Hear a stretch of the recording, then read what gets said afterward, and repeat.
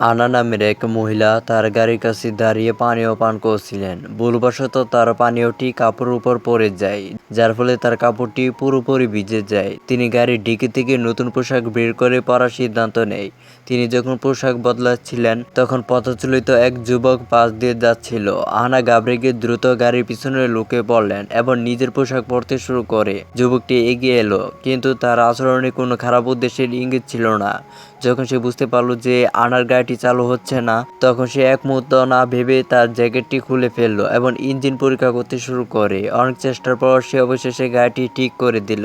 আনা তার সাহায্যে খুব খুশি হলেন এবং ধন্যবাদ হিসেবে তাকে কিছু টাকা দিতে চাইলেন, কিন্তু যুবকটি হেসে সরাসরি টাকা নিতে অস্বীকার করে। সে বলল এটা শুধু একটা ছোট উপকার ছিল এবং এর জন্য কোনো পুরস্কারের প্রয়োজন নেই। আনা তাকে বেশ কয়েকবার ধন্যবাদ জানিয়ে চলে যেতে শুরু করলেন। প্রথমে লোকটিকে তার গাড়িতে উঠতে দেওয়ার কোনো ইচ্ছেই তার ছিল না, কিন্তু যখন তিনি গাড়ির পিছনে আয়নায় তাকে একটি নির্জন রাস্তায় একা দাঁড়িয়ে থাকতে দেখলেন, তখন তার মন গলে গেল। সে কিছুটা মানবিকতা দেখালো, গাড়ি থামিয়ে তাকে লিফট দেওয়ার প্রস্তাব দেয়। কিন্তু অ্যানার কোনো ধারণা ছিল না যে এই সামান্য দয়ার কাজের জন্য তাকে নিজের জীবন দিতে হবে। গাড়িটি যখন সে জনমানবহীন ও নির্জন এলাকায় প্রবেশ করে, লোকটির আচরণ পুরোপুরি বদলে গেল।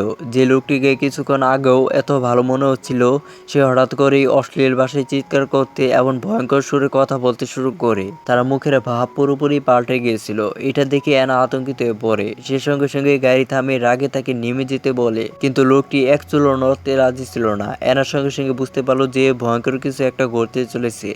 দেরি না করে সে গাড়ির দরজা খুলে পালানোর চেষ্টা করে, কিন্তু তখনই লোকটি তার হাত শক্ত করে ধরে ফেলে। এবার সে তার আসল পরিচয় প্রকাশ করে। তার নাম ছিল নিক। সে তার পকেট থেকে একটি ধারালো ছুরি বের করে অ্যানার গলায় ধরে এবং হুমকি দিল যে যদি সে তার কথা না শুনে তবে তাকে সেখানে মেরে ফেলবে। নিক বলল যে এখান থেকে প্রায় 10 থেকে 15 কিলোমিটার দূরে জঙ্গলের মধ্যে তার এক বন্ধু আছে। সে চাইলেও নড়তে পারছিল না।